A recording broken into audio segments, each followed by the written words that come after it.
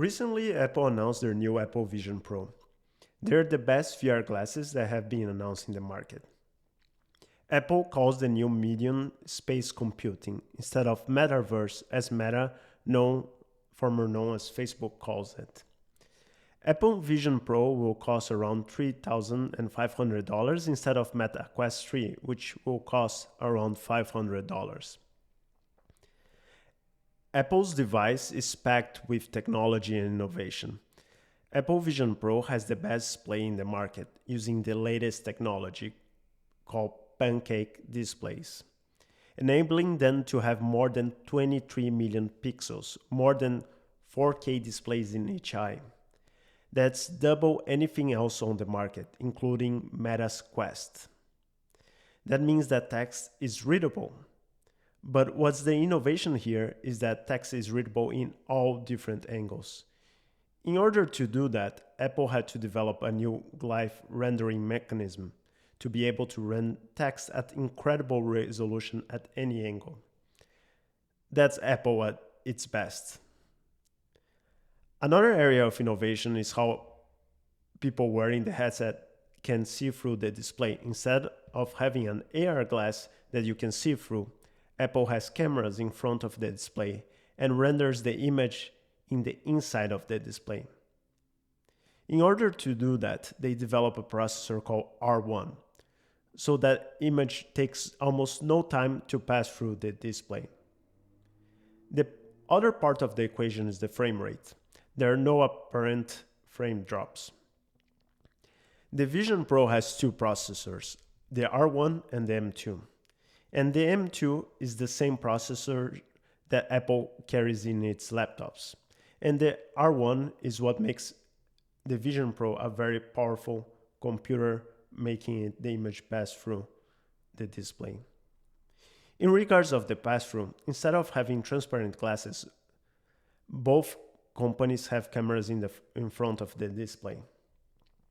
Ben Thompson from Stractory made a good analogy in how that's analogous to mirrorless cameras. Mirrorless cameras had a similar problem. In the early days, they were high-end cameras that had digital sensor behind a traditional reflex mirror that pushed actual light to an optical viewfinder. Then, in 2008, Panasonic released the G1, the first ever mirrorless camera.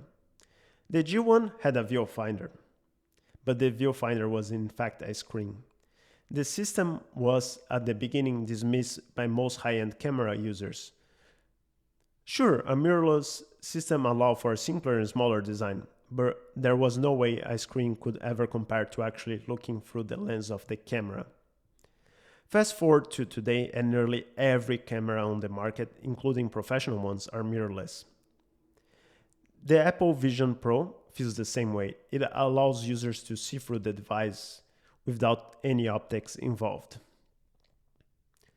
Apple is not only displaying the camera feed as Quest does, it has virtual AR device. What I mean by that is that it gathers mesh and lighting information about the room and uses that to transform the projection of the environment in certain cases. For example, the film player bounces simulated emissive light from the screen onto the ceiling and floor while dimming the rest of the room. In another case, if someone approaches the user with the display, the part of the room with the person starts appearing in front of the user. The last part of the displays are the display outside of the device, on what Apple calls it Eyesight, that display people's eyes. In order for people to be able to see through eyes in a good way from different angles, Apple created a lenticular system. So they created a different view for anybody looking at any angle. It's the first curved lenticular display. Apple renders a separate view of people's eyes for every person that's looking at the display. It feels like the device is transparent. And Meta Quest doesn't do any of that. On the way the user interacts with the device, the user controls the device with their eyes. Vision Pro contains cameras inside that will track a person's eyes, and they can use their hands to touch or select components in the headset. There are ways as well to connect game controllers as well keyboards to Apple Vision Pro. That's completely different from MetaQuest, which comes with controllers to control users' interactions. Apple and Meta are taking completely different decisions and strategies. Meta has roughly the right price and is moving forward to the right device. Apple, on the other hand, has the right device and will work on the right price. Meta is trying to catalyze the ecosystem while we wait for the right hardware. Apple is trying to catalyze an ecosystem while we wait for the right price. We'll see what strategy plays out. Thank you for watching. Have a great day. Bye.